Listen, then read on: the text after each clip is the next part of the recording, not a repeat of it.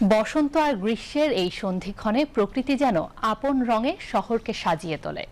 রাজধানীর রাজপথ জুড়ে ফুটে উঠেছে কৃষ্ণচূড়া, সোনালু আর জারুলের মনকাড়া বাহার।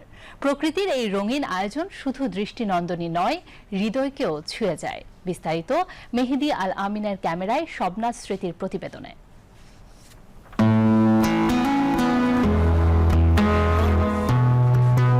গ্রীষ্মের খড় রোদেও শহরের এক একটি গাছ যেন হয়ে উঠেছে এক একটি পটে আঁকা ছবি। কোথাও টকটকে লাল কৃষ্ণচূড়া, কোথাও ঝুলে থাকা সোনালুর ঝুমকা, আবার কোথাও জারুলের ঘন বেগুনি ফুল। ফুটপাত থেকে শুরু করে বিশ্ববিদ্যালয়ের রাস্তা, অফিস পাড়া কিংবা শহরের প্রান্ত যেন এক রঙিন উৎসব। রাস্তায় দুই ধারেই কৃষ্ণচূড়ার গাছই বেশি দেখা যাচ্ছে এবং সাথে অন্যান্য ফুলও আছে। এসে দেখবো, উপভোগ করব, ছবি তুলবো, ঘুরবো, নিজেকে একটু অন্যরকম ভাবে সময় দেবো প্রকৃতির সাথেই।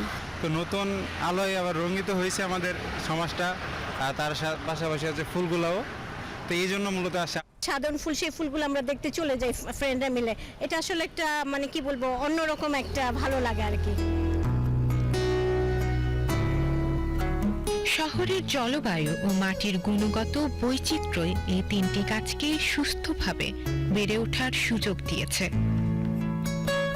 কৃষ্ণচূড়ার শাখায় শাখায় আগুন রঙা ছায়া, সোনালুর সোনালি ঝাড় আর জারুলের বেগুনি আবেশ তৈরি করছে এক অভূতপূর্ব দৃশ্যপট। আমরা এটার জন্য অপেক্ষা করি, কবে কৃষ্ণচূড়া ফুটবে, কবে সোনালু ফুল ফুটবে, কবে একটু সময় পাবো, কবে আসবো। এটার প্রতীক্ষা দেখি প্রত্যেকটা বছর। আগুন ঝরা রূপ দেখে একেবারেই মুগ্ধ। এত সুন্দর থোকায় থোকায় মনে হয় যেন গাছের উপরে সব আগুন ধরে আছে ফুলের। ভীষণ ভালো লাগছে, স্নিগ্ধ একটা বাতাস আর এত ফ্রেশ আমাদের ফুলগুলা দেখে মনটা আসলেই ভরে যাচ্ছে।